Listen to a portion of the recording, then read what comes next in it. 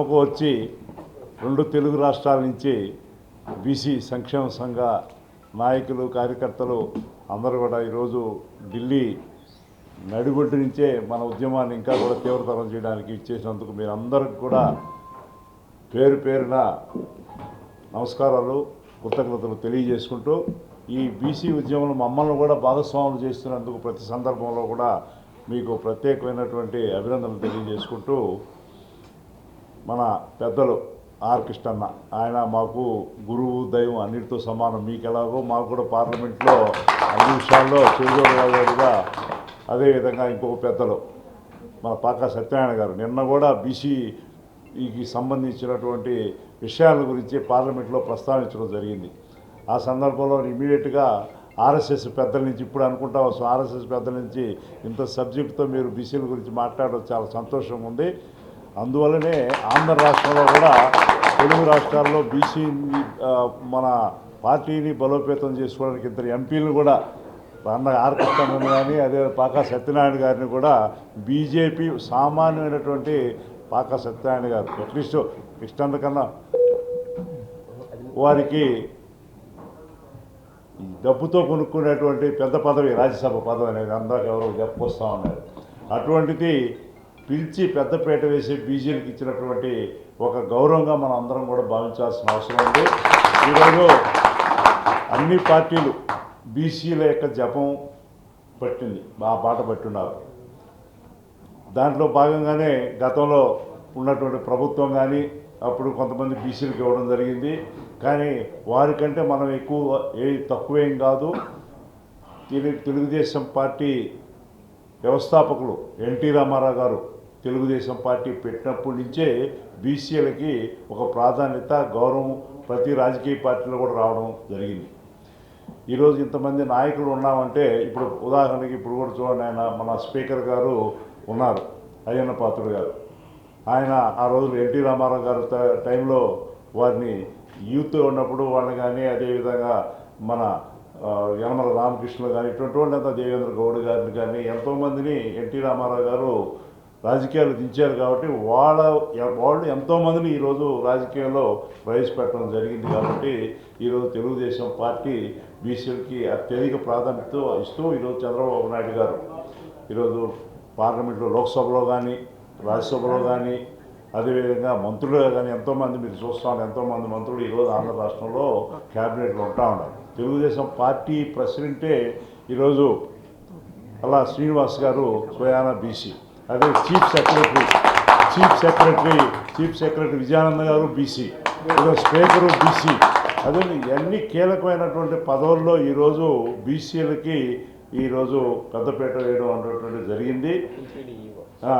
TTD EO గారు రవిచంద్రన్, ఇప్పుడు రవిచంద్రన్ ఉన్నాడు. రవిచంద్రన్ మా నెల్లూరు జిల్లా కలెక్టర్గా కూడా ఉన్నారు. కాబట్టి ఈరోజు బీసీలను ఎవరు విస్మరించలేనటువంటి స్థాయికి పోవడం అంటే మీరు అందరూ కూడా ఆర్ కృష్ణన్న యొక్క సారథ్యంలో ఇంతకాలం 47 సంవత్సరాల పాటు జరిపినటువంటి ఈ ఉద్యమ కారణం అని చెప్పి కూడా మన అందరికీ తెలిసిన విషయమే. ఈరోజు మన బీసీల్లో అత్యధికంగా విద్యావంతులు కాగలుగుతున్నారంటే ఆ రోజుల్లో హాస్టల్ లేవు. హాస్టల్ కోసం పోరాటం జరిపి ఆ హాస్టల్లో మన బీసీ పిల్లలు ఎక్కువ మంది ఉంటారు. ఈ విధమైనటువంటి పిల్లలు ఈరోజు ఆర్థికంగా ఒక విద్యాపరంగా స్థిరపడినప్పుడు ఆటోమేటిక్గా ఆర్థికంగా స్థిరపడుతున్నాను. అనే ఉదాహరణగా తీసుకోండి, నేను ఒక చిన్న కుగ్రామం, మా నాయన చదువు కూడా రానటువంటి రైతు. అటువంటిది ఏదో మేము కూడా హాస్టల్లో ఉండి చదువుకొని ఈరోజు స్వశక్తితో ఈరోజు పైకి వచ్చాం. కాబట్టి మన బీసీ పిల్లల్ని నేనేమో ఒక ఆగర్భ శ్రీమంతుడి కుటుంబంలో పుట్టలేదు, చిన్న రైతు, అది చదువు రానటువంటి రైతు కుటుంబంలో పుట్టాను ఒక సముద్ర తీర ప్రాంతంలో. అంటే నేను దానికి మన బీసీలకి మనం వచ్చాం, మన బాధ్యత మన బీసీలకి కొంతమందికి పైకి తీసుకురావాలనే ఉద్దేశంతో నేను కూడా ఒక బీసీల ఆంటర్ప్రెన్యూర్షిప్ ప్రోగ్రాం పెట్టాం.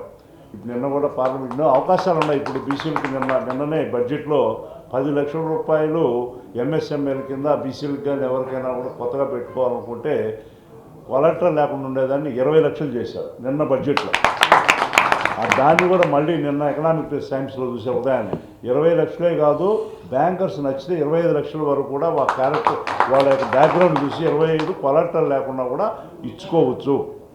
అనేటువంటి కొత్త మంచి విధంగా చాలా చాలా పథకాలు మన ఎన్డీఏ కూటమి ప్రభుత్వంలో రావడం జరుగుతూ ఉంది. కాబట్టి మనం అందరం సద్వినియోగం చేసుకోవాలి.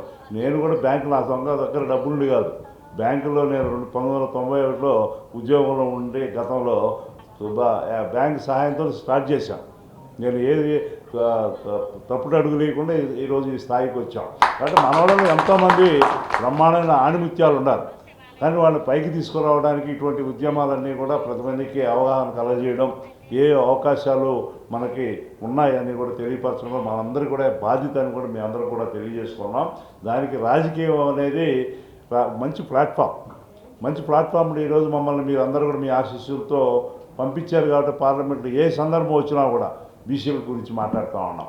బీసీ బిల్లు కూడా తొందరలోనే కార్యరూపం దాల్చదనేది కూడా మన నమ్మకం ఉంది. ఎందుకంటే స్వయాన మన గౌరవ ప్రధానమంత్రి గారే దాంట్లో బీసీ వర్గాల నుంచి వచ్చిన వారు.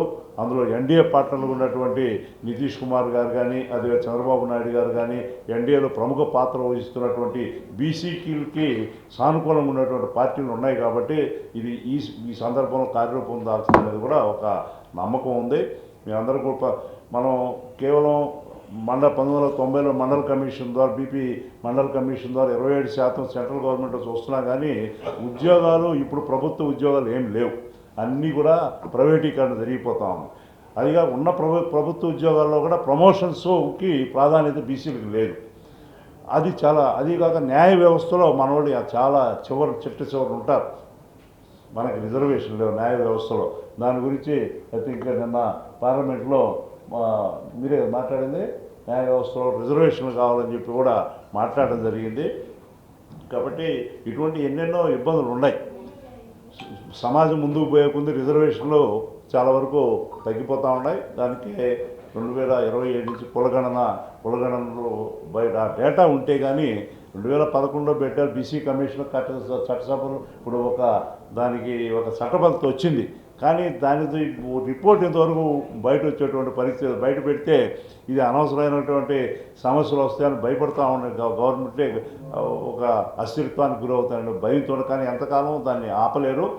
2027 నుంచి ఆ కులగణన ఇప్పుడు వచ్చేటప్పుడు ఎవరు చెప్తున్నారు, ఇందాక మన యాదగిరి చెప్తున్నారు, దాంట్లో కాలంలో ఆదర్శాన్ని పెట్టారు కానీ బీసీలను పెట్టలేదు. దాని కులగణన కాలంలో ఎస్సీ ఎస్టీ మైనారిటీ ఇట్లా కాలంలో పెట్టేసి అది వాస్తవం బీసీలు అని పెట్టకుండా సింపుల్గా ఆదర్శాన్ని పెట్టేశారని చెప్పి కూడా దాని గురించి కూడా అది నాకు కూడా పూర్తి అవగాహన లేదు. ఉంటే దాన్ని పార్లమెంట్లో తీసుకొచ్చి బీసీలు ఎంత శాతం ఉన్నది బీసీల కాలం ఉండాలి.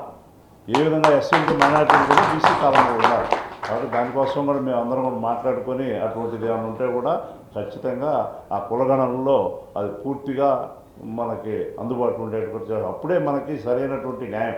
కొంతమంది 47% అంటారు, 52 అంటారు, 56 అంటారు. నిజంగా ఎంత శాతం ఉండేది కులగణనలో ఖచ్చితంగా 50% కంటే పైన ఉందనేది మాత్రం వాస్తవం. అని కొన్ని గవర్నమెంట్లు మీరు చూస్తూ ఉన్నారు.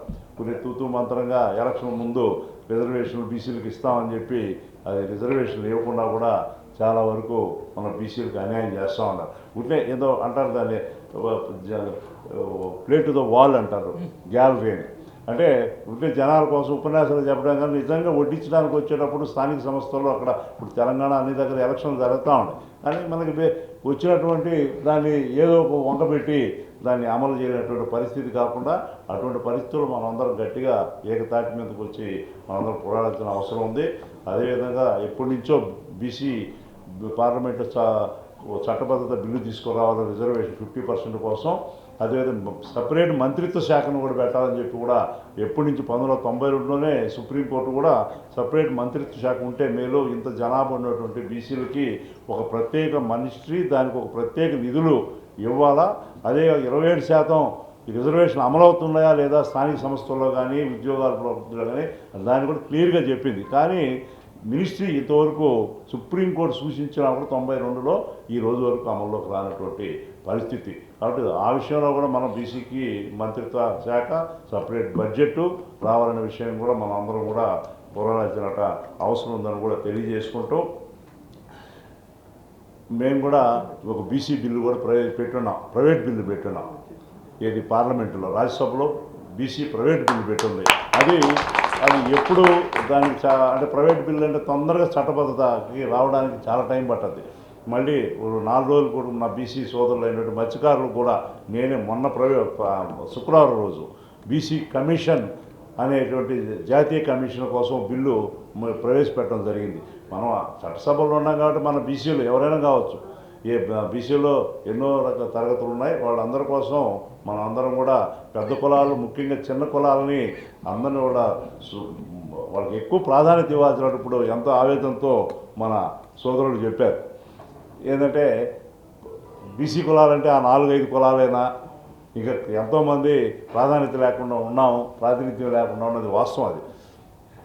కాబట్టి మొట్టమొదటి అట్లీస్ట్ స్థానిక సంస్థలన్నా కూడా ప్రారంభమైతే ఆ ప్రాతినిధ్యం ఇవ్వడం. ఈరోజు మన అందరు బీసీలు కూడా కేవలం స్థానిక సంస్థలు మంచి సంఖ్య ఉంటుంది. ఇప్పుడు నా కాన్స్టిట్యూషన్ ఉండేది కావాలి ఎమ్మెల్యేలు ఉన్నప్పుడు ఎక్కడ పెట్టినా బీసీలు ఎంపీపీలు కానీ జెడ్పీటీసీలు కానీ అందరూ వార్డు మెంబర్లు సర్పంచులు. కానీ ఎమ్మెల్యేలకి ఎంపీలకు వచ్చేటప్పటికీ మనకి అవకాశాలు తక్కువ, ఇవ్వరు. ఏదైనా నీ దగ్గర డబ్బులు ఉందా పోటీ చేయడానికి అంటారు. కాబట్టి డబ్బు అనేది కూడా కొలమానం అయిపోయింది. కాబట్టి ఖచ్చితంగా ఆర్థికంగా మనం బలపడాలి. ఇందాక ఎవరో చెప్తున్నారు మారేసి కాదు, ఒక మన తెలంగాణ మీరే వచ్చారు, ఎవరు రియల్ ఎస్టేట్ రమణ గారు వచ్చారు, మిమ్మల్ని కలవాలంటే రమణ కలుస్తాము, నేను కూడా ఏదన్నా ఉంటే కూడా కొంచెం నాకు తెలిసి సలహా ఇస్తాను కూడా చెప్పారు. అంటే మన వాళ్ళు ఆర్థికంగా స్థిరపడితేనే మనం రాజకీయ ప్రాధాన్యత వస్తుందని తెలియజేసుకుంటూ, నాకేమైనా అర్జెంటుగా ఓటున్నరకు ఒక దగ్గర ఉండాలి. దానికోసం పార్లమెంట్ ఏదో ఉంటే కూడా ఇప్పుడు వచ్చి బాధపడతా ఉండే, మేము ఆడ లేకుండా వచ్చేసాం, మాకు అవతల పార్టీ వాళ్ళు క్రిటిసైజ్ చేస్తూ ఉంటే, అంటే అంత ఇంపార్టెన్స్ మన ఈ మీటింగ్కి ఇస్తున్నాం అనేది మేము చెప్పుకోవచ్చు. థ్యాంక్ యూ అందరికీ పేరున కృతజ్ఞత తెలియజేసుకుంటూ, ఈ బీసీ ఉద్యమంలో ఎప్పుడు కూడా మేము కూడా భాగస్వాములుగా ఉంటామని కూడా మీ అందరికీ హృదయపూర్వకంగా కృతజ్ఞతలు తెలియజేస్తూ నమస్కారం.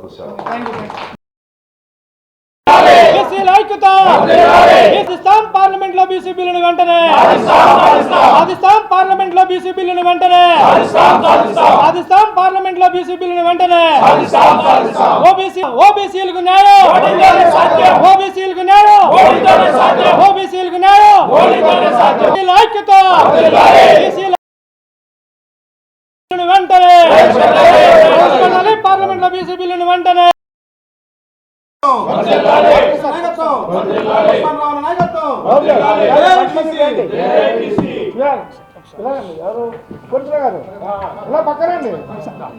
అందరూ పడాలి.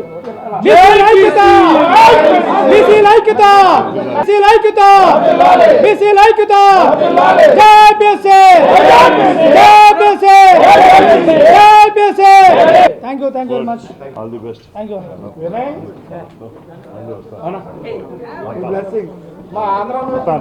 వర్కింగ్ ప్రెసిడెంట్ తెలంగాణ బీసీ సంఘం రాష్ట్ర అధ్యక్షులు గవల్ భరత్ కుమార్ గారిని మాట్లాడవలసిందిగా కోరుతున్నాం.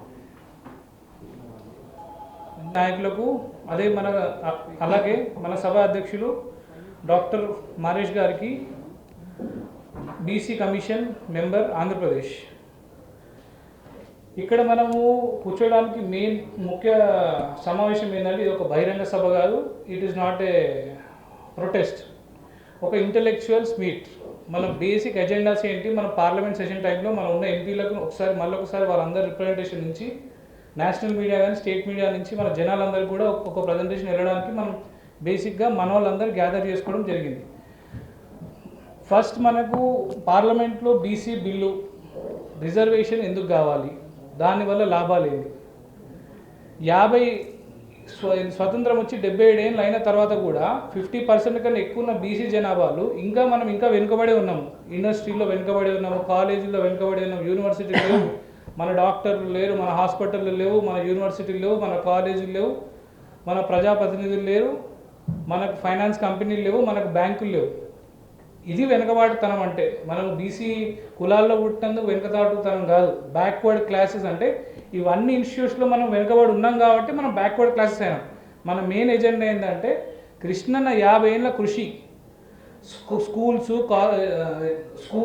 Residential schools, hostels, BC residential hostels. ఎందుకంటే పేద వర్గాల్లో ఉన్న మన బీసీలు అందరికీ చదువుకుంటేనే వీళ్ళు రేపు ఉద్యోగం కానీ వ్యాపారం కానీ చేసుకొని వాళ్ళ ఫైనాన్షియల్ అసిస్టెన్స్ని డెవలప్ చేసుకోగలుగుతారని చెప్పి ఒకే ఒక రీజన్, దీనికి బేస్ ఫండమెంటల్ ఎడ్యుకేషన్ ఉంటేనే ఇప్పుడు మన బిఎంఆర్ లాంటి వాళ్ళు సార్ వాళ్ళు ఆయన ఎడ్యుకేషన్ తోటి ఆయన ఎంతో పెద్ద ఇండస్ట్రియలిస్ట్ అయ్యారు. సో ఎడ్యుకేషన్ అనేది చాలా ఇంపార్టెంట్. ఫస్ట్ మన పిల్లలకు కానీ మన నెక్స్ట్ జనరేషన్స్ కానీ ఇప్పుడున్న జనరేషన్స్ కానీ మన వాళ్ళందరికీ ఫస్ట్ ప్రిఫరెన్స్ ఇవ్వాల్సింది ఎడ్యుకేషన్ మీద.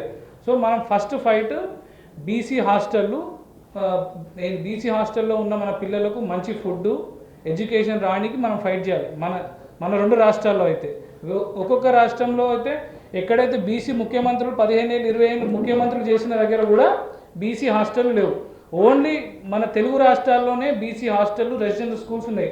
దీనికి కారణం మన టైగర్ కృష్ణన్న గారి వల్ల 3 నుంచి 4 లక్షల మంది పిల్లలు చదువుకొని బాగుపడి ఇప్పుడు అందరూ ప్రైవేట్ రంగాల్లో ఉన్నారు, గవర్నమెంట్ రంగాల్లో ఉన్నారు. ప్రతి దగ్గర వాళ్ళ ఎడ్యుకేషన్ సెటిల్ అయిపోయి మొన్న ఒక మీటింగ్ పెడితే 350 మంది అడ్వకేట్లు అందరూ బీసీ ఆఫీస్కి వచ్చి, అన్న మీ దయ వల్లనే మాకు మీరు అప్పుడు ఇచ్చిన హాస్టల్ సీట్ వల్లనే మేము ఇప్పుడు చదువుకొని మేము ఇప్పుడు అడ్వకేట్లు అయ్యి మీ దగ్గరికి మేము ఇప్పుడు పబ్లిక్ ప్రాసిక్యూటర్లు అయిన స్థితిలో ఉన్నాము.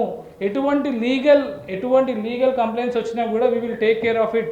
మేము నెలలో ఒక రోజు, అది సండే కానీ సాటర్డే కానీ నేను మీ గురించి కేటాయిస్తామన్నా అని చెప్పిపోయారు. సో దీనికి మనము గౌరవపడాలి. కృష్ణన్న 50 ఏళ్ళ కృషి, ఒక 100 మంది అడ్వకేట్లు, ఒక 100 మంది డాక్టర్లు, ఎంతోమంది చదువుకొని ఇప్పుడు ప్రైవేట్ రంగాల్లో కూడా ఫైనాన్షియల్ అసిస్టెన్స్. మనకు కూడా ప్రతి ఒక్కరి బీసీలకు నెలకు 1,00,000 నుంచి 2 లక్షల రూపాయలు ఇన్కమ్ ఉన్నప్పుడే మనకు కూడా ఆత్మగౌరవం గురించి మాట్లాడాలనిపిస్తుంది. అప్పటిదాకా మనల్ని మనమే డౌన్ ట్రేడర్లో పెట్టుకుంటాం. సో ఫస్ట్ కావాల్సింది మనకు ఎడ్యుకేషన్ తర్వాత మనకు కావాల్సింది ఫైనాన్షియల్ అసిస్టెన్స్. మనం ఓన్లీ జాబుల వరకే ఉండొద్దు, మనం అందరం బిజినెస్లు చేయాలి. బీసీ ఎంటర్ప్రినర్షిప్ ప్రోగ్రామ్స్, ఇందాక ఎంపీ గారు అన్నట్టు ఎంటర్ప్రినర్షిప్ ప్రోగ్రామ్, అట్లాంటి ప్రోగ్రామ్స్కి మీ కాన్స్టిట్యున్సీలో ఎవరైతే బీసీ విద్యార్థులు ఆల్రెడీ గ్రాడ్యుయేషన్ అయిపోయిన వాళ్ళు ఉన్నారో వాళ్ళందరినీ ఆ ఎంటర్ప్రినర్షిప్ ప్రోగ్రామ్కి పంపించి స్కిల్ డెవలప్మెంట్ ఇవన్నీ వ్యవస్థలు చేస్తే వాళ్ళకు కూడా అర్థమవుతుంది, ఓహో ఇన్ని అవకాశాలు ఉంటాయా. ఇందాకే మన ఎంపీ గారు అన్నట్టు 20 లక్షల రూపాయలు అన్సెక్యూర్డ్ లోన్స్ ఇస్తున్నారు మన బీసీ పిల్లలకు. ఎవరికైనా తెలియదు మనకు, కానీ మన వాళ్ళకి చెప్తే వాళ్ళు బ్యాంక్కి వెళ్తే వాళ్ళకున్న ఆలోచనలో ఒక 5 కలిపి వాళ్ళ డబ్బులు తీసుకోగలిగితే ఒక 1 crore రూపీస్తో ఒక చిన్నపాటి ఇండస్ట్రీ పెట్టుకోవచ్చు. సో వాళ్ళ income every month 5 to 6 lakhs అవుతుంది.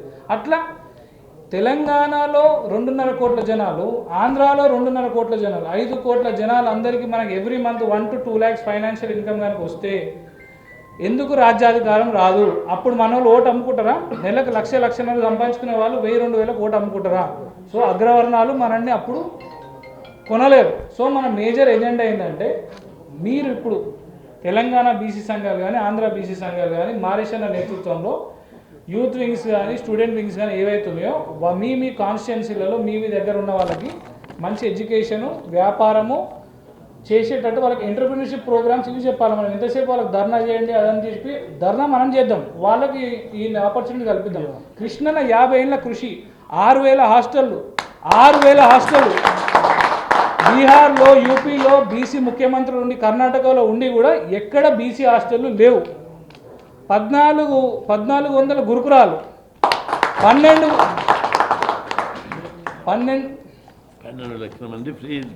లక్షల మందికి ఫ్రీ ఎడ్యుకేషన్.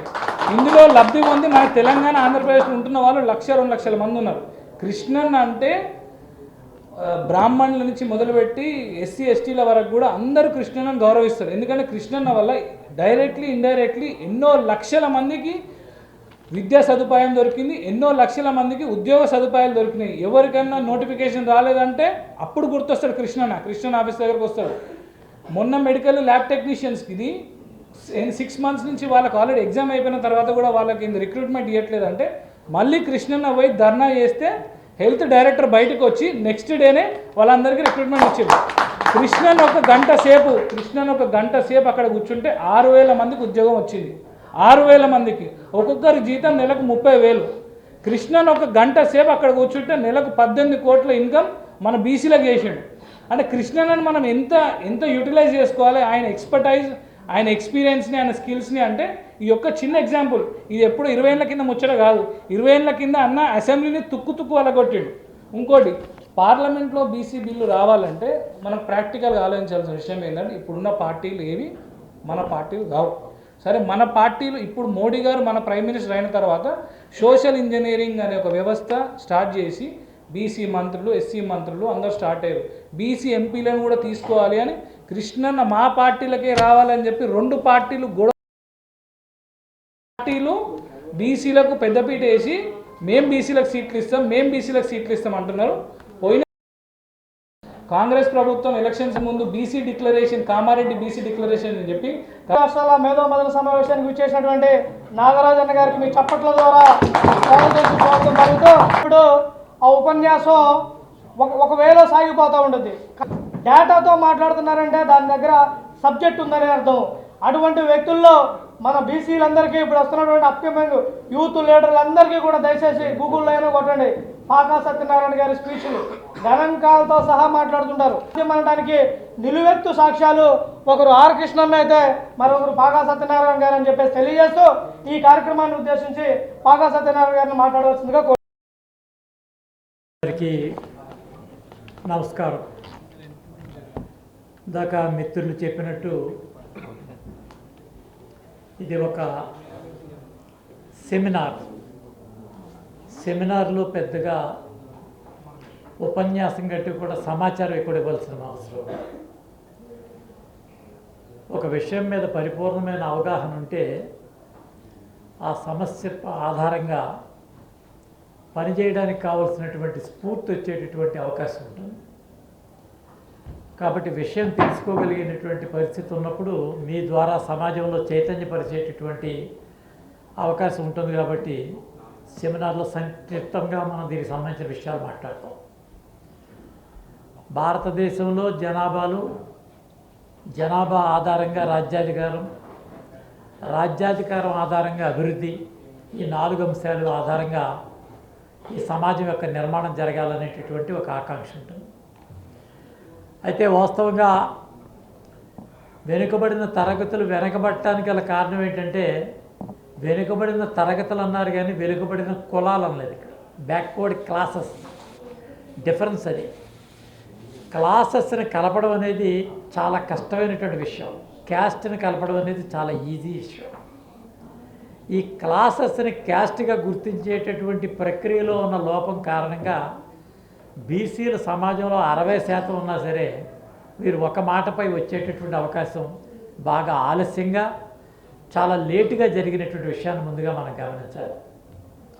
షెడ్యూల్డ్ కులాలకి, షెడ్యూల్డ్ తెగలకి, బీసీలకి ఉన్నటువంటి తేడా భారతదేశంలో వివక్షత 3 భాగాలుగా వస్తుంది. ఒకటి, అస్పృశ్యత ఆధారంగా షెడ్యూల్డ్ కులాలు ఉంటాయి. 2, భౌగోళిక విచక్షత ఆధారంగా షెడ్యూల్డ్ తెగలుంటాయి. 3వది, సమాజంలో ఉంటూ సామాజిక వివక్షత ఆధారంగా ఈ యొక్క బీసీ కులాలు ఉంటాయి. సమాజంలో ఉంటూ సమాజంలో వివక్షతకు గురయ్యేటటువంటి తెగలే బీసీ తెగలు. కాబట్టి ఇక్కడ సమాజంతో మమేకమై ఉన్నటువంటి ఈ తెగలకి సమాజంలో దూరం లేకపోయినా ఆశించిన ఫలితాలు రావు. ఈ రానటువంటి ఫలితాలు రాబట్టేటటువంటి ప్రయత్నం చేయడం కోసమే మనమంతా చలిపేటటువంటి ఈ కృషి. దీనికి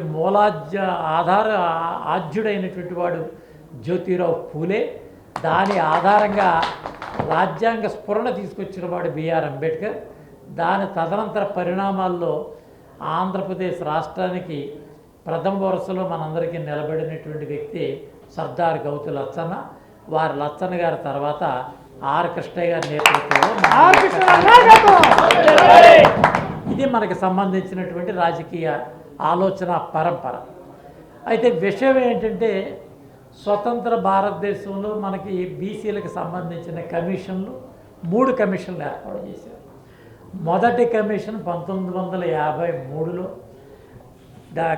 కాకా కేలేకర్ నేతృత్వంలో కమిషన్ ఏర్పాటు చేసి 1 సంవత్సరంలో భారతదేశంలో 2399 కులాలు వెనుకబడిన తరగతులుగా, అందులో 837 కులాలు మోస్ట్ లిస్టెడ్ బ్యాక్వర్డ్ క్లాసులుగా గుర్తించి పార్లమెంట్కి నివేదిక ఇచ్చి వీరిని గుర్తించమని చెప్పి ఇవ్వడం జరిగింది. అయితే ఈ కమిషన్ దీన్ని బుట్ట దాఖలా చేశారు 1955లో నెహ్రూ గారి టైంలో. దానికి సంబంధించిన ఏ రకమైన నిర్ణయం చేపట్టకుండా దాన్ని అలా గాల్లో వదిలేసేటువంటి పరిస్థితి. రెండవ కమిషన్ 1977లో జనతా ప్రభుత్వం వచ్చిన తర్వాత మండల నేతృత్వంలో మండల కమిషన్ అపాయింట్ చేశారు. దానికి గల కారణం ఆనాడు సోషలిస్ట్ పార్టీ కలిసినటువంటి నేతృత్వంలో ఉన్నటువంటి ఆనాడు ఉన్నటువంటి రామ్ మనోహర్ లోహియా గారి యొక్క శిష్యులుగా ఉన్నటువంటి జయప్రకాష్ నారాయణ గారి నేతృత్వంలో ఉన్న ములాయం సింగ్ యాదవ్, లాలూ ప్రసాద్ యాదవ్, ఈ రకమైనటువంటి వ్యక్తులందరూ ఉన్న కారణంగా రెండో కమిషన్ ఏర్పాటు చేశారు. దురదృష్టం 80లో ఇందిరాగాంధీ ప్రభుత్వం కూలిపోవడంతో మండల కమిషన్ కూడా పక్కన పెట్టివేయడం జరిగింది. తిరిగి 1989లో మరొకమారు నేషనల్ ఫ్రంట్ ప్రభుత్వం వచ్చిన తర్వాత విపి సింగ్ గారు ప్రధాని అయిన తర్వాత దీన్ని కమిషన్ దులిపి తీసుకుని వచ్చి అందులో ఉన్నటువంటి సూచనలు ఏంటంటే భారతదేశంలో ఉన్నటువంటి జనాభా 54%, 54%లో సగం 27%, 27% రిజర్వేషన్లు ఇవ్వాలనేటటువంటి నిర్ణయం ఆ ప్రభుత్వం చేపట్టడం, అప్పటికి 15% ఎస్సీలకి 7% ఎస్టీలకి ఉన్న తరుణంలో ఈ 2% కలుపుకుని ఈ 25 ప్లస్ ఈ 27 కలుపుకుని 49.5% వచ్చిన నేపథ్యంలో భారతదేశానికి 1990లో ఈ యొక్క రిజర్వేషన్స్ అమలు చేయడం, దాని ఇందిరా సహాని అనేటటువంటి ఒక మహిళతోటి సుప్రీంకోర్టులో దావా వేయడం, ఆ దావాలో 1993లో సుప్రీంకోర్టు ఇచ్చిన తీర్పు ప్రకారం 1993లో 27% రిజర్వేషన్లు బీసీలకు ఇస్తూ బీసీలకు సంబంధించిన ఒక కమిషన్ ఏర్పాటు చేయమని చెప్పి సుప్రీంకోర్టు భారత ప్రభుత్వానికి ఒక సూచన చేయడం జరిగింది. ఆ సూచన మేరకు national commission for backward classes అని చెప్పి దాన్ని పెట్టడం జరిగింది. ఆ రకంగా ఈ యొక్క పరంపర కొనసాగుతూ ఉంది. అయితే దురదృష్టం ఏంటంటే national commission for backward classes అనేది 93లో సిఫార్సు కమిషనే తప్ప రాజ్యాంగ హోదా లేదు. రాజ్యాంగ హోదా లేని కమిషన్ కేవలం సిఫార్సులు చేయగలదు, దాన్ని అమలు చేసేటటువంటి ప్రక్రియ లేని కారణంగా ఈ వ్యవస్థలో బీసీలకి సరైనటువంటి న్యాయం జరగనటువంటి పరిస్థితి వచ్చింది.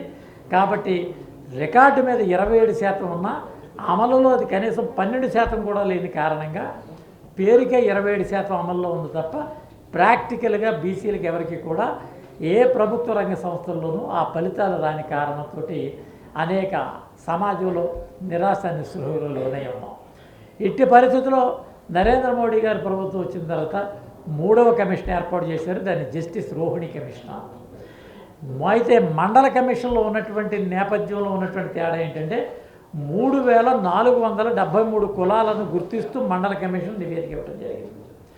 మొదటి కమిషన్ గుర్తుపెట్టుకోండి 2399 కులాలు ఉంటే, రెండవ కమిషన్ 3473 కులాలు వస్తే, మూడవ కమిషన్ ఏదైతే ఉన్నదో జస్టిస్ రోహిణి కమిషన్ అది 5011 కులాలతోటి బీసీలు ఉన్నారని చెప్పి మన తాజా నివేదిక ఇవ్వడం జరిగింది. అయితే మూడో కమిషన్ యొక్క ముఖ్యోద్దేశం ఏంటంటే ఇందాక మిత్రులు ఒక మాట మాట్లాడారు, బీసీలలో కేవలం 4-5 కులాలైనా రాజ్యాధికారం చేపట్టేది, మిగిలిన కులాలు చేపట్టలేదంటే ఇది అక్షర సత్యం. గౌడులు, యాదవులు, ముదిరాజులు, అదే రకంగా చేనేత కార్మికులు, దీని మున్నూరు కాపులు తప్ప మిగిలినటువంటి కులాలు ఏవి కూడా ఎదరికి రాని పక్షంలో మిగిలినటువంటి బీసీ కులాలలో మనకు రాజు అయితే ఏమి, కమ్మ అయితే ఏమి, రెడ్డి అయితే ఏమి, వీరైతే ఏమి, ఎవరైనా ఒకటే అనేటటువంటి భావన వాళ్ళతో రావడం వల్ల బీసీ తెగలన్నీ కూడా తగ్గేటటువంటి ప్రయత్నం ఉన్నాయి. కాబట్టి ఇక్కడ ఉన్నటువంటి మరొక ప్రమాదకరమైన నేపథ్యం ఏంటంటే ఆంధ్రప్రదేశ్కు సంబంధించినటువంటి విషయాల్లో ఉమ్మడి ఆంధ్రప్రదేశ్లో బీసీ కమిషన్ 1968లో ఒక కమిషన్ ఏర్పాటు చేశారు. ఆ కమిషన్ ప్రత్యేకంగా కొన్ని సిఫార్సులు చేస్తూ బీసీలకి రిజర్వేషన్ ఇవ్వాలని చెప్పి సిఫార్సు చేయడం. 1970లో మళ్ళీ మురళీధరరావు కమిషన్ ఏర్పాటు చేసి బీసీ కులాల యొక్క విభజన కమిషన్ మళ్ళీ వేయడం జరిగింది. అందులో ఏబిసిడీలు తెగలుగా వేయడం జరిగింది. సమాజంలో బీసీ ఎవరైతే నేతృత్వంలో సమాజానికి నేరుగా సేవలు అందజేస్తారో వారిని ఏ తెగలో పెట్టడం జరిగింది. సమాజంలో ఉండుకున్నటువంటి వృత్తి నైపుణ్యం ఆధారంగా ఉన్నటువంటి వారిని బీల్లో పెట్టడం జరిగింది. ఎస్సీలు ఎవరైనా మతం స్వీకరించినట్టయితే వారిని సి కేటగిరీలో పెట్టడం జరిగింది. సామాజిక వృత్తుల్లో పనిచేసేటటువంటి వారిని డి కులాలుగా పెట్టడం జరిగింది. ఇది ఏబిసిడి వర్గీకరణ ఇచ్చారు. ఏ కేటగిరీకి 7%, బి కేటగిరీకి 10%, సి కేటగిరీకి 1%, డి కేటగిరీకి 7% ఇచ్చారు. 7, 7, 14, 10, 24, 1, 20% కన్ఫైన్ చేస్తూ 20% తోటి ఆంధ్రప్రదేశ్లో బీసీలకి రిజర్వేషన్ దఖలుపడింది 1970లో. దా నేతృత్వంలో మనం యొక్క మనుగడ కొనసాగిస్తున్నాం. అయితే ఇందులో కూడా రాజకీయ రిజర్వేషన్లకు సంబంధించినటువంటి విభజన కానీ జరగని కారణంగా కేవలం బీసీ ముసుగులో మళ్ళీ తిరిగి ఈ పంచాయతీ మెంబర్ల నుంచి ఈ హోదాలన్నీ కూడా బీసీల్లో ఈ 5-6 కులాలే అనిపించినాయి తప్ప అనేక కులాల కిందకి తీసుకొచ్చేటువంటి ప్రయత్నం రాలేదు. ఈ అంతరాన్ని ఉపయోగించుకుని బీసీల మీద బీసీలకు పోటీ పెట్టి తమకు నచ్చినటువంటి బీసీని తన దగ్గర పెట్టుకునేటటువంటి పరిస్థితి, రాజకీయ పార్టీలు పెట్టుకుని బీసీ వర్గాలలో బలమైనటువంటి వ్యక్తుల ద్వారా బీసీ ప్రభావితం చేసి వారి రాజ్యాన్ని హస్తగతం చేసుకుని వారి రాజ్యాధికారాన్ని సంపూర్ణం చేసుకునే విషయాన్ని గమనించాల్సిన పరిస్థితి. ఇటువంటి అనేక సవాళ్ళు ఉన్నటువంటి ఈ పరిస్థితుల్లో మనం ఏం చేయాలన్నది ఈరోజు మన ముందు ఉన్నటువంటి ప్రధానమైనటువంటి ప్రశ్న. ఇప్పుడు జరుగుతున్నటువంటి పరిస్థితి, దేశంలో 102వ రాజ్యాంగ సవరణ 102 కాన్స్టిట్యూషనల్ అమెండ్మెంట్ ప్రకారం ఎస్సీ ఎస్టీలకు ఇచ్చినటువంటి రాజ్యాంగ హోదా హక్కే బీసీ కమిషన్కి నరేంద్ర మోడీ గారి ప్రభుత్వం వచ్చిన తర్వాత 102వ రాజ్యాంగ సవరణ ద్వారా జరిగింది. ఇది పాయింట్ నెంబర్ 1. దీన్ని అమలు జరిగిన తర్వాతే ఇప్పుడు మనం ఎవరికైనా బీసీలకి తాము అనుకున్నటువంటి రిజర్వేషన్ అమలు కాకపోతే ఆ కమిషన్ ద్వారా అమలు చేసేటటువంటి ప్రక్రియ స్టార్ట్ అయింది. 2026 అత్యంత కీలకమైనది, దేశ రాజకీయ ముఖ చిత్రం మార్చేటటువంటి ఒక విశిష్టమైనటువంటి సంవత్సరం ఈ సంవత్సరం. కారణం 3 రాజకీయపరమైనటువంటి నిర్ణయాలు ఈరోజు సమాజంలో తీసుకునేటటువంటి పరిస్థితులు. ఒకటి, జనగణలో బీసీ కులగణ ప్రారంభించేది 26లో, రేపు జూన్ నుంచి ప్రారంభింపబడుతుంది. ఇది పాయింట్ నెంబర్ 1. 2, మహిళా రిజర్వేషన్ అమలు చేసేటటువంటి ప్రక్రియ ప్రారంభించబడేది దానితో సైమిల్టేనియస్గా వస్తుంది. 3, నియోజకవర్గాల పునర్విభజన జరుగుతుంది. ఈ పునర్విభజన ఆధారంగా నియోజకవర్గాలను కేటగరైజ్ చేసే సందర్భంలో అగ్రవర్ణాలు తమకున్నటువంటి బలాన్ని, ఆర్థిక వనరుల్ని వినియోగించుకుని తమకు నచ్చినట్టు తమ యొక్క వాటాను తెంపు చేసుకునే ప్రక్రియ ఉంటుంది. కాబట్టి ఈ మూడిటిల ఆధారంగా భారతదేశ రాజకీయ ముఖ చిత్రం మారబోయేటటువంటి అత్యంత కీలకమైనది, మనమంతా కూడా దృష్టి సారించవలసినటువంటి విషయం కూడా ఉన్నది. దీని సందర్భంలో వచ్చేటటువంటి విషయం ఇది. 2, అత్యంత కీలకమైనది మన 105వ రాజ్యాంగ సవరణ. దాదాపుగా 671 కులాలు బీసీల జాబితాలు రాష్ట్రాల్లో, మన కేంద్రంలో బీసీ జాబితా 3 భాగాలుగా ఉంటుంది. 1 కేంద్ర జాబితా, 2 రాష్ట్ర జాబితా, 3 ఉమ్మడి జాబితా. అనేక కులాలు కేంద్ర జాబితాలో ఉన్నవి రాష్ట్ర జాబితాలో లేవు. ఉదాహరణకి ఆంధ్రప్రదేశ్ రాష్ట్రంలో మనకు ఉన్నటువంటి ఇబ్బందుల్లో ఉత్తరాంధ్రలో వండుకున్నటువంటి తూర్పు కాపు కానీ, అదే రకంగా వెలమ కమ్యూనిటీ కానీ రాష్ట్రంలో బీసీలుగా ఉన్నారు కానీ వారి కేంద్రంలో లేని కారణంగా కేంద్ర ప్రభుత్వ రంగ సంస్థల్లో చదువులో కానీ లేదా ఉద్యోగాల్లో కానీ వారు ఓబీసీలుగా పరిగణింపబడినందుకు నష్టం జరిగేటువంటి ప్రక్రియ ఉంది. ఇది సుమారు 18.5% దేశవ్యాప్తంగా ఉన్నటువంటి బీసీల పరిస్థితిని గమనించి ఈ యొక్క 105వ రాజ్యాంగ సవరణ ద్వారా రాష్ట్ర ప్రభుత్వాలకి ఈ హక్కును కల్పిస్తూ మీ రాష్ట్రంలో ఉన్నటువంటి బీసీలను గుర్తించి తద్వారా జాతీయ బీసీ కమిషన్ పంపించినట్టయితే వీరిని జాతీయ ఓబీసీలుగా గుర్తించేటువంటి ప్రక్రియ చేసాం. ఆ రకంగా బీసీల యొక్క బలాన్ని మనం సమీకరించుకునేటటువంటి అవకాశం మనకుంది. 102వ సవరణ ద్వారా రాజ్యాంగ హోదాను సంపాదించాం. 105వ రాజ్యాంగ సవరణ ద్వారా రాష్ట్రాల్లో ఉన్నటువంటి బీసీలకు జాతీయ స్థాయిలో వారి హక్కులు కోల్పోకుండా పరిరక్షించాం. ఈ 2 ప్రక్రియలు చేపట్టడంతో పాటు 3వది బీసీ జనగణన జరిగేటువంటి పరిస్థితి. వాస్తవం బీసీ జనగణన జరిగితే ఆ జనగణన ఆధారంగా రాజ్యాధికారాన్ని కోరేటటువంటి హక్కు ఉంటుంది. మా వాదన ఏంటంటే అగ్రవర్ణాలు భారతదేశంలో తమ యొక్క ఫ్యామిలీ ప్లానింగ్ నియంత్రించినవి తప్ప బీసీలు ఎవరు కూడా మేము నియంత్రించలేదు. మాకున్నది 54% కాదు, మేము 60% పైబడే ఉన్నాం. కారణం ఏంటంటే మాకు చదువు లేని కారణంగా, అవగాహన లేని కారణంగా మా జనాభాను మీరు గుర్తించినటువంటి పరిస్థితుల్లో మీరు ఇచ్చేటటువంటి లెక్క తప్పు, మేము 60% పైబడి ఉన్నాం అనేటువంటి విషయాన్ని మేము రేజ్ చేసాం. దాన్ని ఇప్పుడు జరగబోయే ప్రక్రియ ఉంది.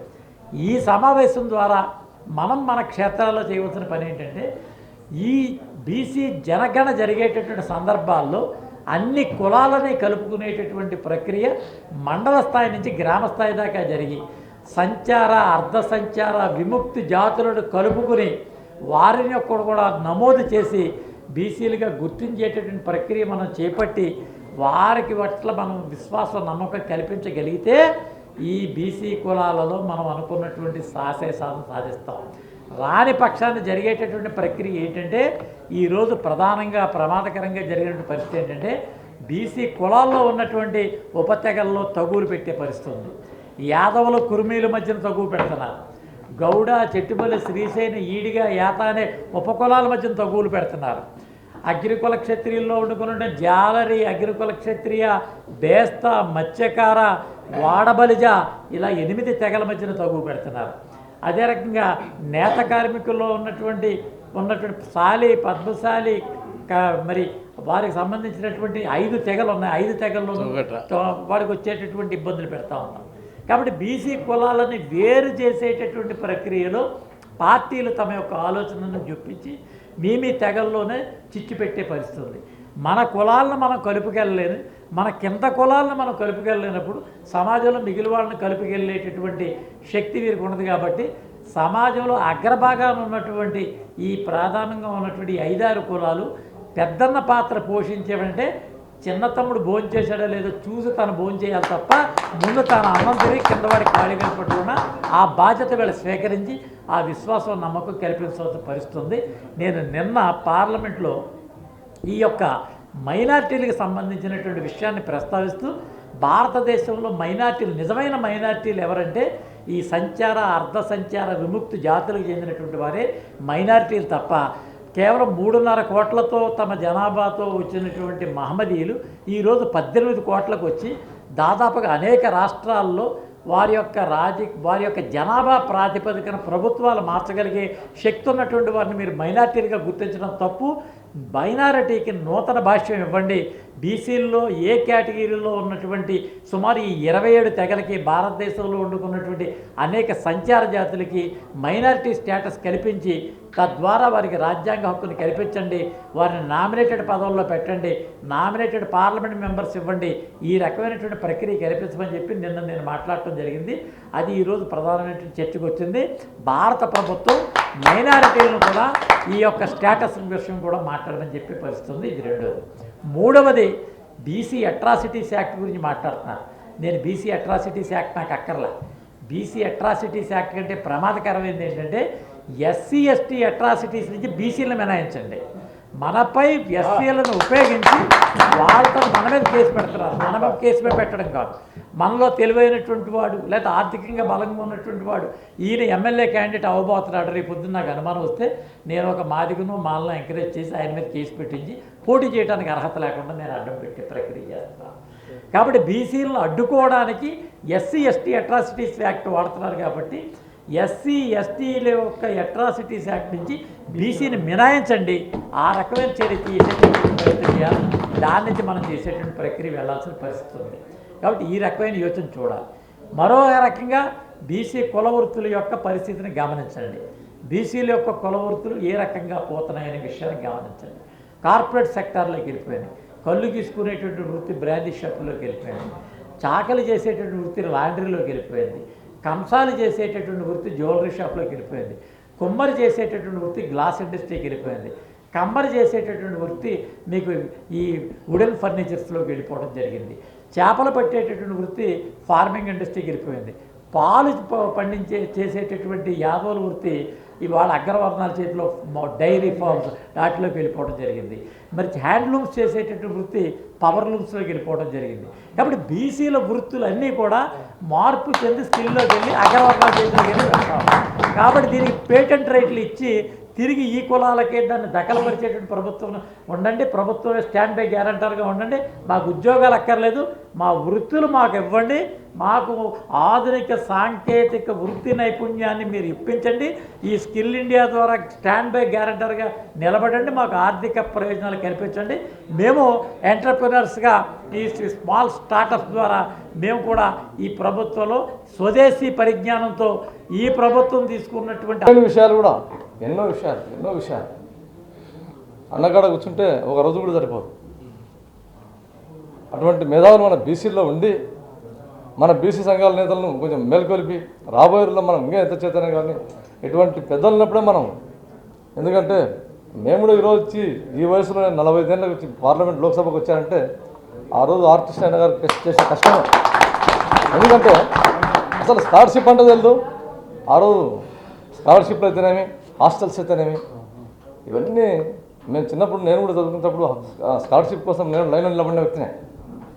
అటువంటి స్థాయి నుంచి పోరాడి బీసీలు నా బీసీలు అనుకుని ఆయన పోరాడి ఈరోజు మాలాంటి విద్యావంతులను ఒక లోక్సభ స్థాయికి వచ్చి అన్న పక్కన కూర్చొని మన ఆ వేదిక ఉన్నట్టు ముందు చాలా గర్వంగా ఉంది.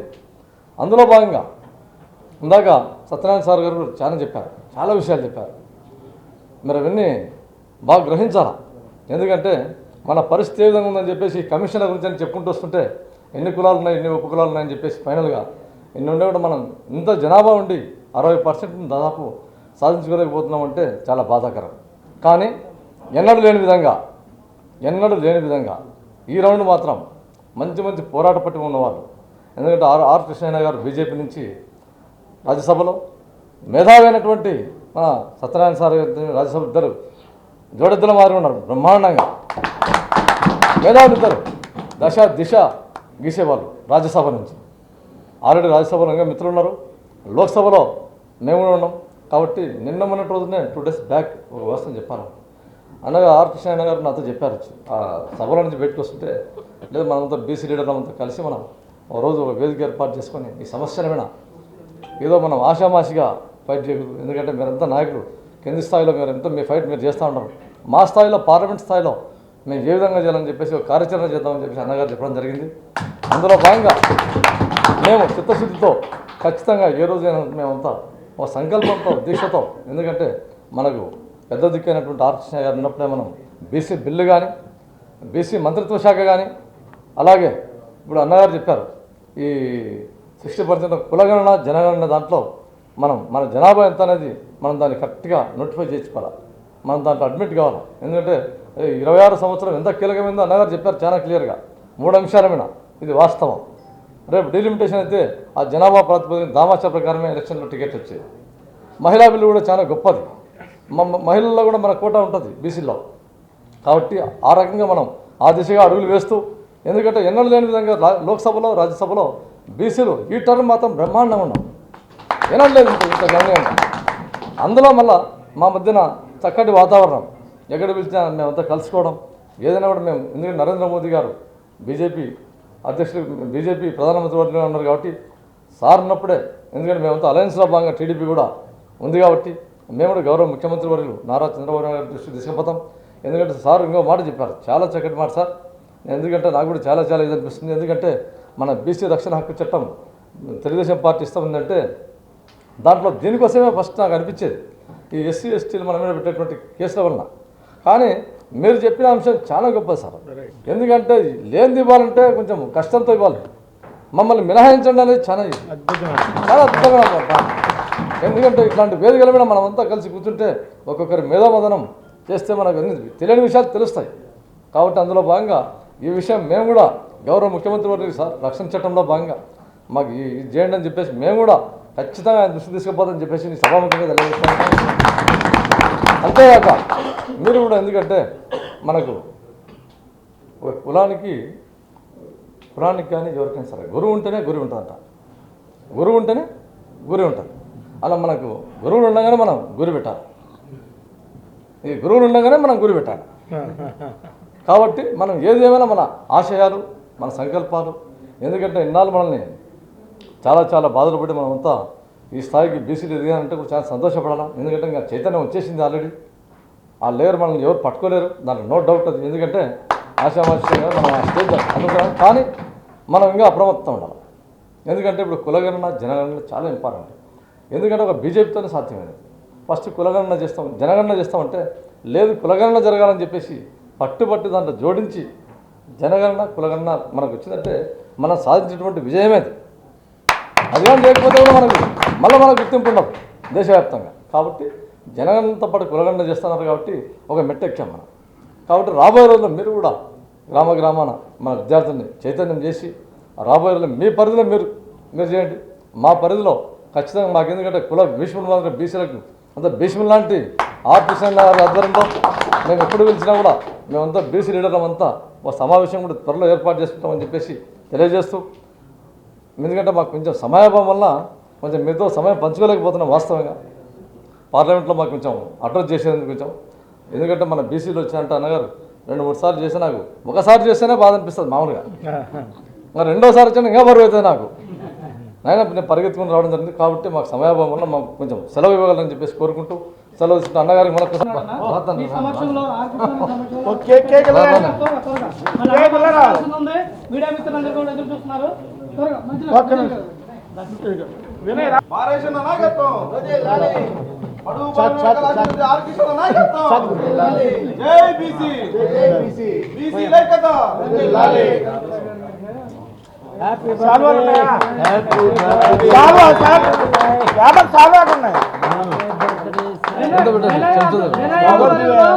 మార్చి నెలాఖరులో చీరాల గడ్డ మీద 20,000 మందితో బీసీ మీటింగ్ పెట్టబోతున్నామని గర్వంగా చెప్తున్నాను.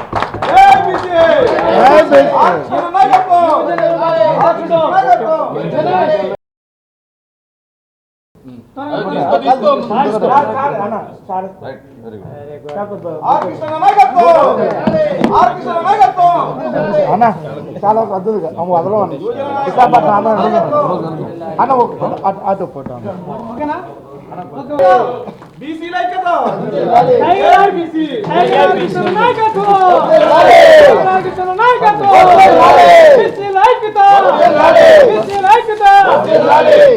బంధు టైగర్ ఆర్ కృష్ణ నాయకత్వం, టైగర్ ఆర్ కృష్ణ నాయకత్వం.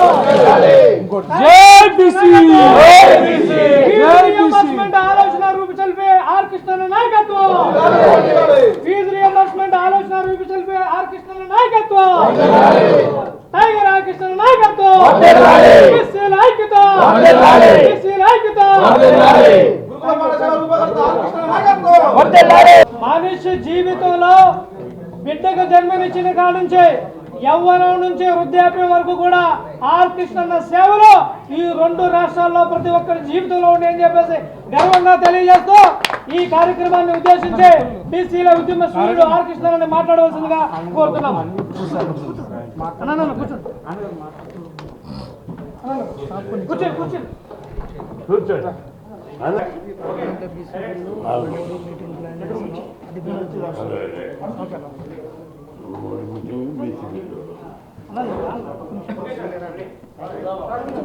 సభకు రౌండ్ టేబుల్ సమావేశానికి మేధావుల సమావేశానికి అధ్యక్షత వహించిన మన సోదరుడు ఉద్యమ నేత ఆంధ్రప్రదేశ్ బీసీ సంఘం అధ్యక్షుడు మారేజ్ గారికి, అదేవిధంగా ఈ కార్యక్రమానికి వచ్చి అందరు వెళ్ళిపోయారు.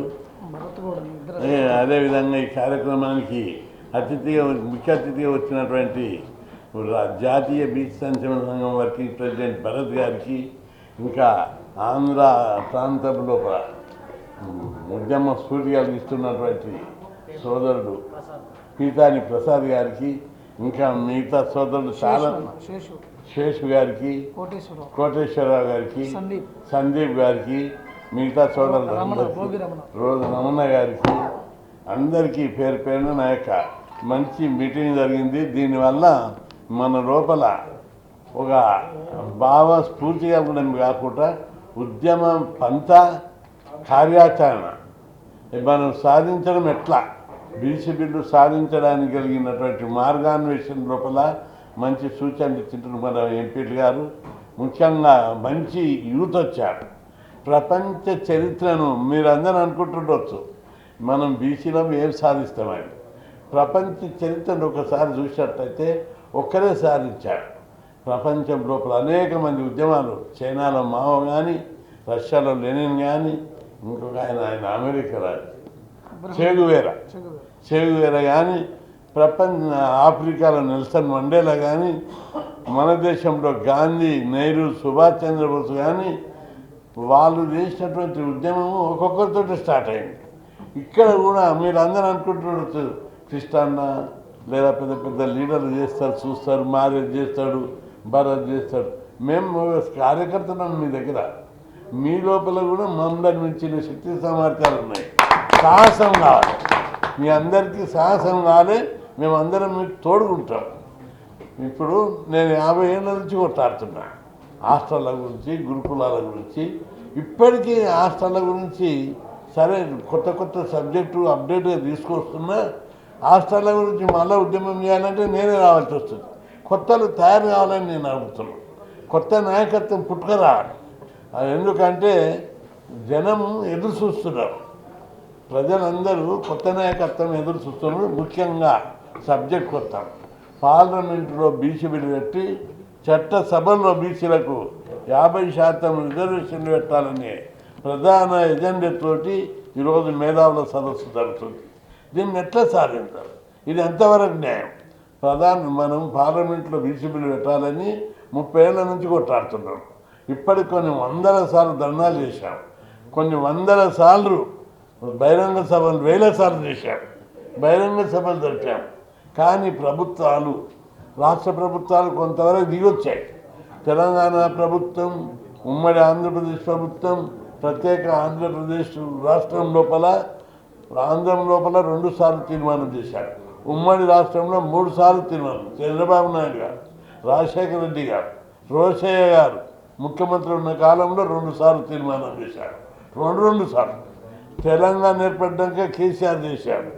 ఆంధ్రప్రదేశ్ లోపల 2 సార్లు చంద్రబాబు నాయుడు మరో 2 సార్లు తీర్మానం చేశారు. అయినా వేరే రాష్ట్రాల్లో మనలాంటి ఉద్యమం లేకపోవడం వల్ల కేంద్ర ప్రభుత్వంలో కదలిక రాలేదు.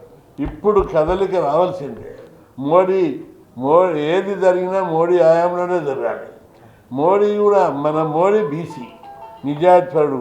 ఈ దేశం గొప్ప అదృష్టం చేశాడు.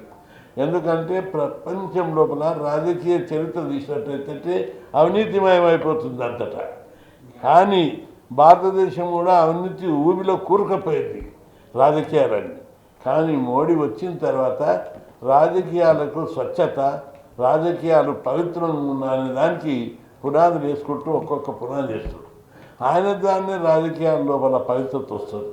ఎందుకంటే మోడీ గారికి ఇల్లు లేదు, కుటుంబం లేదు, ఆస్తి లేదు, పాస్తి లేదు, ఊరు లేదు, పల్లె లేదు, ఏది లేదు. ఈ దేశమే, భారతదేశమే ఆయన కుటుంబం, ఆయన పరివారం. మోడీ పరివారం ఎవరు? అన్నలు, తమ్ముళ్ళు, అక్కలు, చెల్లెళ్ళు, తల్లిదండ్రులు గారు. భారతదేశ ప్రజలే మోడీ పరివారం. అంత గొప్ప ప్రధానమంత్రి మన దేశానికి లభించాడు. ఈయన పీరియడ్లోనే బీసీ బిల్లు సాధ్యం. మోడీ బీసీ బిల్లు పెట్టాలంటే కూడా అనేక శక్తులు ఆయనకు అడ్డం ఉన్నాయి. ఆయన లోపల ఉన్నది. నేను ఆయన మనసు గ్రహించిన ఆయననే నేను చెప్పాను మోడీ గారికి, మీరు ఈ దేశానికి స్వతంత్రం తెచ్చింది గాంధీ, నెహ్రూ, సర్దార్ వల్లభాయ్ పటేల్, సుభాష్ చంద్రబోస్. వాళ్ళ బొమ్మలు, విగ్రహాలు మొదటి దశకంలో ఉన్న 10 సంవత్సరాలు వాళ్ళ విగ్రహాలు పెట్టారు. 2వ దశకంలో వాళ్ళ విగ్రహాలు పెట్టారు. 3వ దశకం దాకా వాళ్ళ ప్రభావం ఉంది. 5, 6వ దశకం, ఇప్పుడు ఈ దశకం లోపల ఎవరి విగ్రహాలు పెడుతున్నారు? అంబేద్కర్ విగ్రహాలు పెడుతున్నారు. గాంధీని మర్చిండ్రు, నెహ్రూని మర్చిండ్రు. ఎవరైతే పేద ప్రజల కోసం పోరాడినరో అలాంటి మహానుభావుడు అంబేద్కర్ విగ్రహాలు పల్లె పల్లెలు, వాడవాడలు పెడుతున్నారు, విస్తరిస్తున్నాయి. కాబట్టి బీసీలలో అంబేద్కర్ పోస్టు ఖాళీ ఉంది. మీరు కనుక పార్లమెంట్లో బీసీ బిల్లు పెడితే అంబేద్కర్ మీరే అవుతారు అని చెప్పి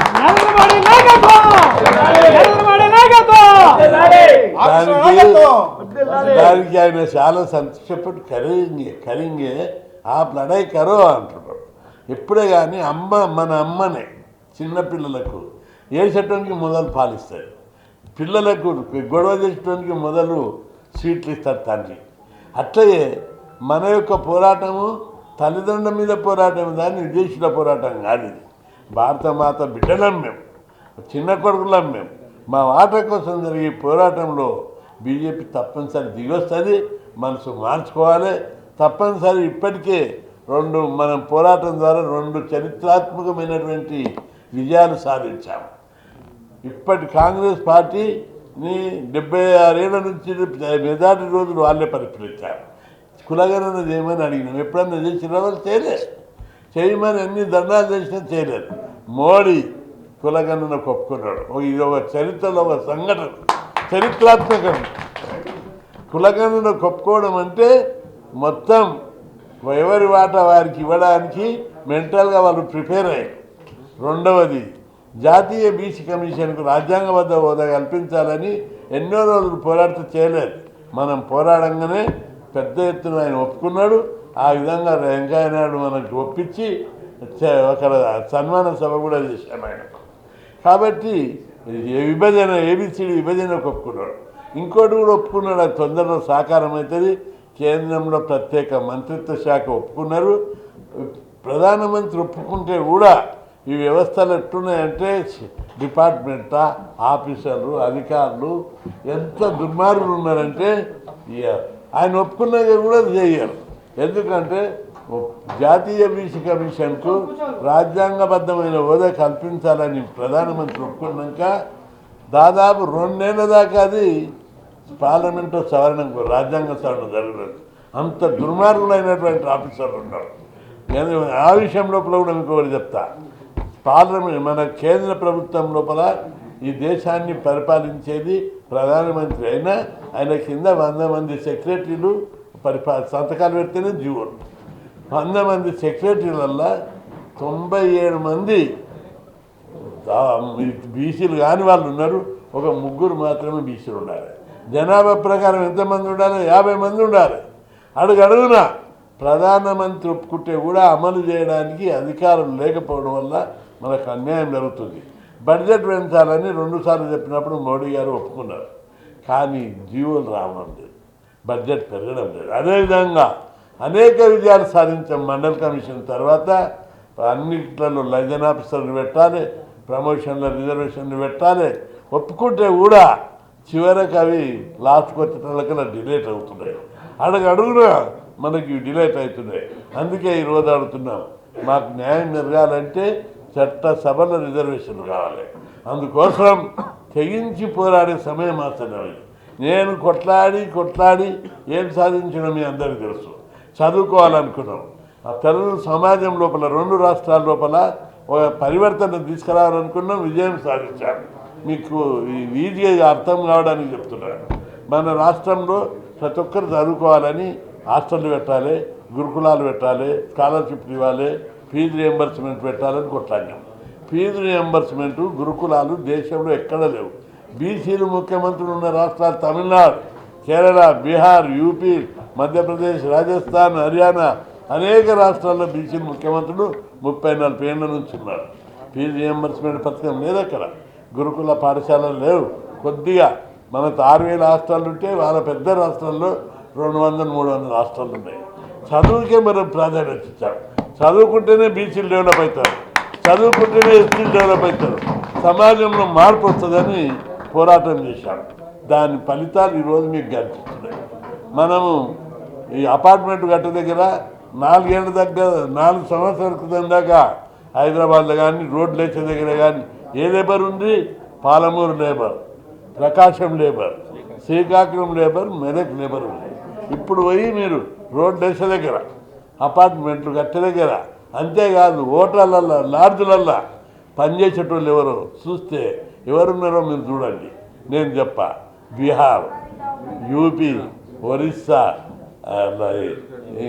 ఛత్తీస్గఢ్, మధ్యప్రదేశ్ లేబర్ ఉన్నారు. మన వాళ్ళు ఎక్కడ వేరు చదువుకుంటున్నారు. ప్రతి ఒక్కరు ఇంజనీరింగ్ చదువుతున్నారు, డిగ్రీ చదువుతున్నారు, పీజీ చదువుతున్నారు. మన వాళ్ళు మన పరివర్తన గుర్తించలేరు, కానీ అమెరికా వాళ్ళు గుర్తించారు. మన అమెరికా వాళ్ళు నెల సర్వే చేసి ప్రతి ఇంట్లో డిగ్రీ ఇంజనీరింగ్ అనే వాళ్ళు ఉన్నారు. ఈ దేశంలో ఎక్కడ లేరు. ఉత్తరప్రదేశ్, బీహార్ బీసీ చీఫ్ మినిస్టర్లు కూడా చేయని పని ఈ రాష్ట్రం ఇట్లా ఎట్లా అయిందంటే అది కృష్ణాన్న పెట్టించిన హాస్టళ్ళు, గురుకులాలు, ఫీజు రియంబర్స్మెంట్ వల్ల సమాజంలో మొత్తం మార్పు వచ్చిందని చెప్పి వాళ్ళు గుర్తించి నన్ను అమెరికాకి పిలిచి సన్మానం జరిగే చూస్తాం. కానీ మన దేశంలో గుర్తింపు చేయలేదు. వాళ్ళు ఓర్వలేకపోతున్నారు. కృష్ణయ్య వల్ల మాకు లేబర్ దొరుకుతలేరు, జీతగాలు దొరుకుతలేరు, పని మనుషులు దొరుకుతలేరు. ఈ పాడు బుద్ధి ఎక్కడికి వచ్చింది అని కానీ తిట్టుకుంటుంటారు. మనోళ్ళు ఓడుకుంటలేరు కానీ అగ్రకులాలు తిట్టుకుంటున్నారు. కాబట్టి ఈ సమాజంలో పరివర్తన వచ్చింది. ఇక ముందున్న తచ్చన కాదు. మీరు అందరూ అనుకుంటున్నారు ఇవన్నీ ఒట్టిగా రాలేదు. నేను 1978 అంటే దాదాపు 48 సంవత్సరాల క్రితం. అప్పుడు ఎంత 20 ఏళ్ళు ఉన్నాను. నేను డిగ్రీ చదివి LLB ఫస్ట్ ఇయర్ ఉన్నాను. ప్రభుత్వానికి హాస్టల్ పెట్టమన్నా. చెన్నారెడ్డి గారు 5 హాస్టళ్ళు ఇచ్చాడు. మళ్ళీ ఒకసారి కొట్లాడినా 6 హాస్టళ్ళు ఇచ్చాడు. ఇట్లయితే వినటట్లేడు మర్యాద కానీ హాస్టల్ తిరిగి నేను ఎందుకంటే ఇది తెలవాలి మీకు మీరు కూడా ఎట్లా ఉద్యమం చేయాలని ఇంటర్నెట్ ఉద్యమాన్ని హాస్టల్ తిరిగి ట్రైనింగ్ ఇచ్చిన మనము ఈ ధర్నాలతోటి ర్యాలీలతోటి ఇట్టలేరు 1000 మంది 1000 రాళ్లతోటి అసెంబ్లీని తుక్కు అలవడదాం ఒకసారి చెన్నారెడ్డి ఇంటి చెన్ని అడిగితే ఆయన ఇస్తాడన్న బాధపడ్డారు ట్రైనింగ్ ఇచ్చిరా ఏం కాదు అరెస్ట్ చేస్తారు కేసులు పెడతారు ఎంతమంది మీద పెడతారు 2 మంది 10 మంది మీద ఎక్కువ మంది ఉంటే ఎవరు పెట్టారు రెండవది నేను లా కాలేజ్ ప్రెసిడెంట్ను ప్రొఫెసర్లు శిష్యులే జడ్జీలు ఉన్నారు మీ మీద కేసులన్నీ తీసేపిస్తా ఏం కాదని చెప్పి నచ్చజెప్పి హాస్టల్ పిల్లలందరికీ ట్రైనింగ్ ఇచ్చి కంకరాలు ఒక ఆటోలో పోసుకొచ్చి సంచులల్లో పిల్లల జేబులు నింపి నేను యూనివర్సిటీలో 10 బస్సులు అయితే చేసుకొని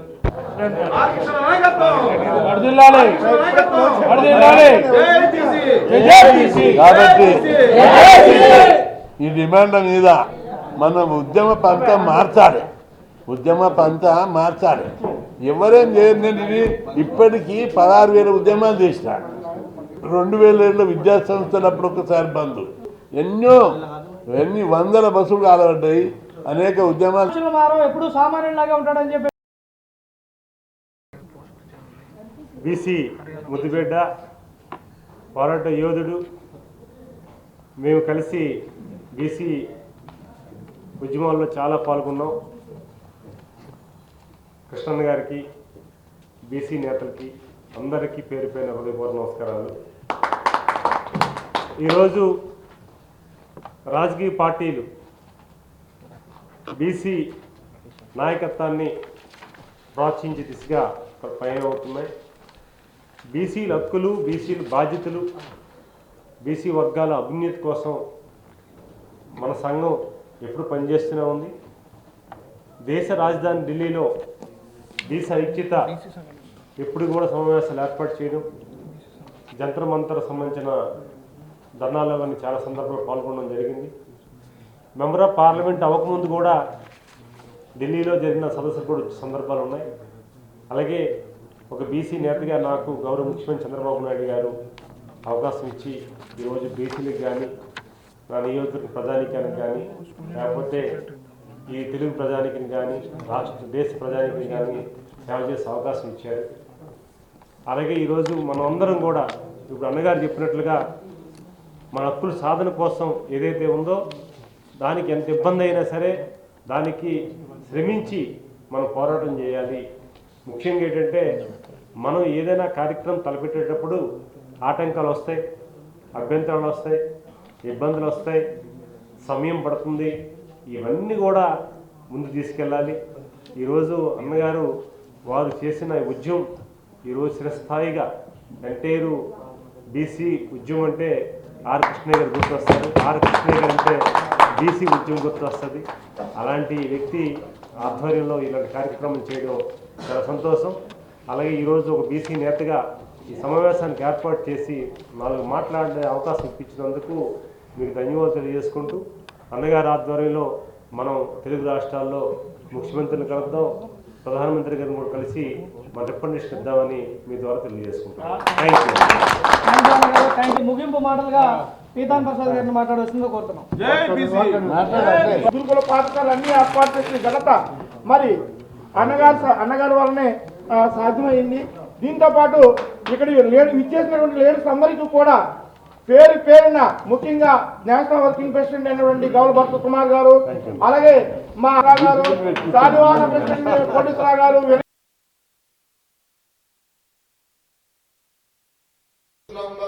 ఈ రోజు మనం చూస్తుంటే రాష్ట్రంలో బాగా వెనకబడి ఉద్యోగులు లేవు, సరైన రైతులు లేక ప్రాబ్లం అవుతుంది. ఈ ఉద్యమానికి అందరం కూడా ప్రతి గ్రామాల్లో భరత్ కుమార్ అన్న ఇటీవలనే 2 తెలుగు భావజాలాన్ని తెలంగాణ ఎన్పీపీ 2 తెలుగు రాష్ట్రాల కోఆర్డినేటర్ గా నియమించబడినందుకు మాట్లాడవలసిందిగా కోరుతున్నాం.